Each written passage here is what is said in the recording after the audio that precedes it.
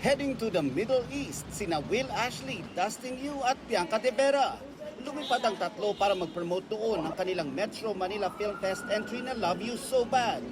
At ibahagi sa Global Pinoys ang inspirasyon, lalo na sa mga nangungulila sa ating bansa. Ang tagal na po namin hinihintay na ma-meet yung aming fellow Filipinos. Been away from their families as well. So we've been waiting for this moment for a very, very long time. Pero hindi lang naman po para sa Pilipinas ang saya ng aming pelikula. And we're very grateful na madadala namin siya sa Dubai. And of course, we're very excited to see yung mga kababayan po natin na nasa Dubai. Maghahatid rin sila ng saya sa isang concert para sa mga Pinoy sa Middle East. Well, super excited to meet all of you.